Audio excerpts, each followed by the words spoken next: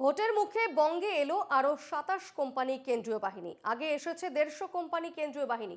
এই নিয়ে মোট কেন্দ্রীয় বাহিনী হলো ১৭৭। নির্বাচনে শান্তি শৃঙ্খলা বজায় রাখতে মোতায়েন করা হলো কেন্দ্রীয় বাহিনী। বিভিন্ন জায়গায় ঘুরে ঘুরে রুট মার্চ করছে কেন্দ্রীয় বাহিনীর জওয়ানরা। এর আগেই আমরা দেখেছি ভোটের আগেই চলে এসেছিল ১৫০ কোম্পানি কেন্দ্রীয় বাহিনী এবং সেক্ষেত্রে গতকাল ২৭ কোম্পানি কেন্দ্রীয় বাহিনী আরও আনা হয়েছে।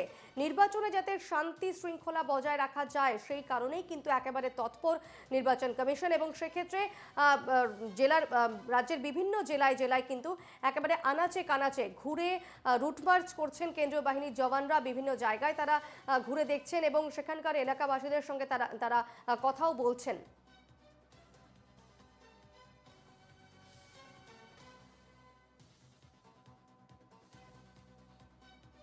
এর আগেই এসেছিল ১৫০ কোম্পানি কেন্দ্রীয় বাহিনী এবং আবারও ২৭ কোম্পানি কেন্দ্রীয় বাহিনী আনা হলো ভোটের মুখে এবং নির্বাচনে যাতে শান্তি শৃঙ্খলা বজায় রাখা যায় সেই কারণেই কিন্তু একেবারে তৎপর নির্বাচন কমিশন এবং জেলাগুলোর বিভিন্ন জায়গায় ঘুরে ঘুরে রুট মার্চ করছে কেন্দ্রীয় বাহিনীর জওয়ানরা। আমাদের সঙ্গে এই মুহূর্তে টেলিফোনে রয়েছেন প্রতিনিধি সুস্মিত মজুমদার। সুস্মিত, আরও ২৭ কোম্পানি কেন্দ্রীয় বাহিনী এসেছে রাজ্যে এবং সেক্ষেত্রে যাতে নির্বাচনে শান্তি শৃঙ্খলা বজায় রাখা যায় সেই কারণেই কিন্তু দেখা যাচ্ছে একেবারে তৎপর নির্বাচন কমিশন। কি জানতে পারছো, কি জানা যাচ্ছে এ বিষয়ে? হ্যাঁ দেখো, এখনো পর্যন্ত কিন্তু আরো ২৭ কোম্পানি কেন্দ্রীয় বাহিনী মোতায়েন করা হলো আগামী নির্বাচনের জন্য।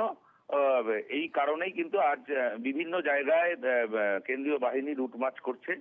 তার ছবি দেখা যাচ্ছে যে কেন্দ্রীয় বাহিনী ধার্য করা হয়েছিল তারপরে কিন্তু নির্বাচন কমিশনের কাছে বিরোধী দলগুলো তারা দ্বারস্থ হয়েছিল এবং তারা বলেছিল যে এই যে কেন্দ্রীয় বাহিনী মোতায়েন করা হয়েছে তাতে যথেষ্ট নয়।